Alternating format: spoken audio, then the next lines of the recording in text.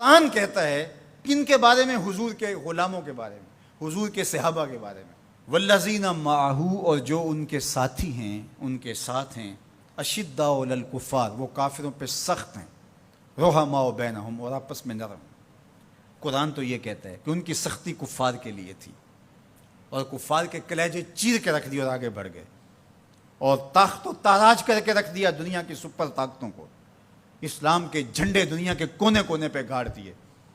یہ ان کے سینے میں وہ امڑتے ہوئے طوفان تھے جس کے آگے کوئی ٹھہر نہیں سکتا تھا۔ بدر کی کہانیاں دیکھیں، صرف 2 گھوڑے، 6 زرہیں، 8 تلواریں، اور جن کے پاس تلوار نہیں تھی کھجور کے ڈنڈے توڑ لیے۔ یہ اللہ کے مجاہد تھے، چلے تھے جنگ کرنے کو۔ کیا جذبوں کی فراوانی تھی، کیا دل آویز کہانیاں ہیں ان کی عزتوں کی، کیسے کھڑے ہوئے اور کس شان سے کھڑے ہوئے۔ تو قرآن تو یہ بتاتا ہے، سیر کی کتب تو یہ بتاتی ہیں، رسول اللہ کے فرمان تو یہ بتاتے ہیں کہ کفار کو انہوں نے چیر کے رکھ دیا اور آگے بڑھے، اور کفار کے لیے سخت تھے لیکن آپس میں نرم تھے۔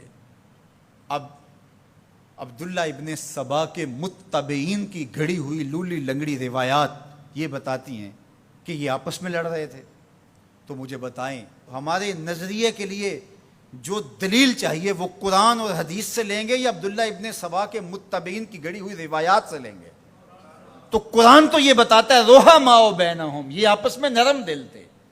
باقی ایک باشعور معاشرے کے اندر اختلاف رائے ہو جانا وہ ایک الگ بات ہے، وہ میرا آپ سے ہو سکتا ہے، آپ کا میرے سے ہو سکتا ہے۔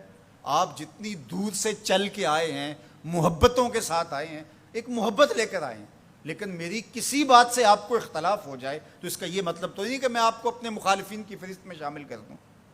تو یہ تو کوئی بات نہیں ہے۔ اہل رائے کے درمیان رائے کا اختلاف، باشعور لوگوں کے درمیان کسی چیز کا اختلاف، یہ امر آخر ہے۔ اختلاف آخر اور چیز ہے، مخالفت اور چیز ہے، رائے کا اختلاف اور چیز ہے، حسد بغض کینہ اور چیز ہے۔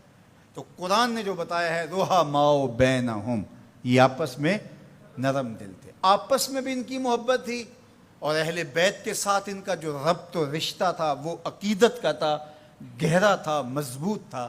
یہ آپس میں ہر وقت جو تاریخی کہانیاں بتاتی ہیں کہ دستوں گریباں رہتے تھے، ایسا قطعاً نہیں ہے، بلکہ ان کی پیار کی کہانیاں ہیں۔ مسجد سے باہر نکلتے ہیں جناب ابو بکر رضی اللہ تعالیٰ عنہ اور مولا کائنات سیدنا علی المرتضیٰ رضی اللہ تعالیٰ عنہ، آگے امام حسن کھیل رہے ہیں، بچے تھے، تو حضرت ابو بکر اٹھا کے کندھوں پہ بٹھا لیتے ہیں، اللہ اکبر، کندھوں پہ بٹھا لیتے ہیں، اور حضرت علی سے مخاطب وہ کہتے ہیں یہ تیرے جیسا تو نہیں، یہ تو حضور جیسا ہے، اس کی شکل تو حضور سے ملتی ہے۔ تو مولا علی آگے سے مسکرا رہے ہیں، کہتے ہیں یہ شبیہ رسول ہے، علی یہ تیری شبیہ نہیں، یہ رسول اللہ کی شبیہ ہے۔ تو یہ محبت کی کہانیاں نہیں تو اور کیا ہیں؟ یہ الفت کا جہاں آباد نہیں ہے تو اور کیا ہے؟ ان کے دلوں کے اندر جو ایک دوسرے کے لیے محبتیں۔ ریاض النظرہ فی مناقب عشرہ مبشرہ میں یہ واقعہ لکھا ہے، حضرت سیدنا علی المرتضیٰ رضی اللہ تعالیٰ عنہ فرماتے ہیں حضرت عمر کا دور خلافت تھا، میں رات کو سویا تو خواب دیکھتا ہوں۔ خواب میں کیا دیکھا کہ مصلی پہ کھڑے ہیں مسجد نبوی میں حضور اور نماز پڑھا رہے ہیں۔ تو کہتے ہیں حضور نے 2 مخصوص صورتیں پڑھی، پھر حضور نے سلام پھیرا، تو سلام جب حضور پھیرتے تھے تو بہت جلد رخ پلٹ کے صحابہ کی طرف کر لیتے تھے۔ حضور جانتے تھے صحابہ میری زیارت کے لیے ترس گئے ہوں گے، چونکہ اتنے لمحے بھی کب گزرتے تھے۔ تو حضرت علی فرماتے میں نے خواب میں دیکھا کہ کوئی خاتون باکورہ لے کے کھجوروں کی شکل میں حضور کی خدمت میں حاضر ہو گئی۔ اب جو جتنے بھی نمازی تھے حضور نے ان کو بانٹنا شروع کر دیا، ایک ایک کھجور حضور نے سب کو عطا کی۔ تو کہتے ہیں کہ حضور نے مجھے بھی ایک کھجور عطا کی، جب میں نے اس کو کھایا تو اتنی لذیذ تھی کہ زندگی میں اتنا مزہ کبھی کھجور کا آیا نہیں تھا۔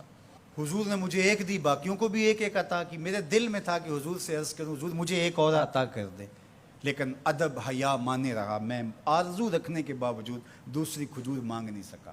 اسی اثناء میں میری آنکھ کھل گئی، آنکھ کھلی تو کھجور کا ذائقہ میرے منہ میں موجود تھا۔ مسجد نبوی میں ادھر اذان ہو رہی ہے، میں نے جلدی سے وضو کیا اور سنتیں پڑھی اور مسجد نبوی میں پہنچا تو حضرت عمر نماز پڑھا رہے تھے، اور جو صورتیں رات خواب میں حضور سے میں نے سنی تھی حضرت عمر بھی وہی تلاوت کر رہے تھے۔ مجھے لگا کہ رات والے خواب کی کوئی تعبیر تو نہیں ہے۔ خیر جب سلام پھرا تو حضور کے طریقے کے مطابق وہ بھی رخ پھیر کے صحابہ کی طرف بیٹھ گئے. میں نے دیکھا ایک طرف سے ایک خاتون کھجوریں لے کر کے بھی آ گئی. اب مجھے پکا ہو گیا کہ خواب کی تعبیر ہی ملے. خیر حضرت عمر بانٹنے لگے تو مجھے بھی کھجور دی. میں نے وہ کھائی تو واقعی وہ بہت لذیذ تھی. حضور سے تو مانگ نہیں سکا تھا, ادب حیا مانے رہا تھا, لیکن جناب عمر سے تو دوستانہ تھا. ان سے میں نے بے تکلف کہہ دیا, عمر ایک کھجور سے کام نہیں چلے گا, مجھے ایک اور دو.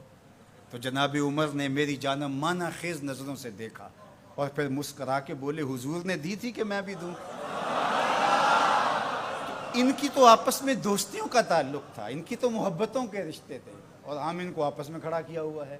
تو قرآن کہتا ہے روحا ماؤ بینہم. آپ کے عقیدے کی بنیاد کیا ہونی چاہیے صحابہ اور اہل بیت کے بارے میں؟ قرآن کس نص سے؟ روحا ماؤ بینہم. روایت کوئی کتنی بھی بڑی کتاب میں کیوں نہ لکھی ہو, اس میں سکم ہو سکتا ہے, راوی جھوٹ بول سکتا ہے, لیکن قرآن کی تو قطعی بات ہے نا. اس لیے قرآن کہتا ہے روحا ماؤ بینہم. یہ تو آپس میں پیار کرنے والے تھے, یہ تو آپس میں محبت کرنے والے تھے, ان کا تو الفتوں کا رشتہ تھا, ایک دوسرے کے وزیر اور مشیر رہے ہیں, ایک دوسرے کے کاموں میں ان کی معاونت کرتے رہے ہیں. یہ تو محبت کے ربط اور رشتے رکھتے تھے, اور ایک دوسرے سے پیار کا رشتہ بڑا گوڑا تھا. اللہ ہمیں صحابہ اور اہل بیت کی چوکھٹ کا غلام رکھے.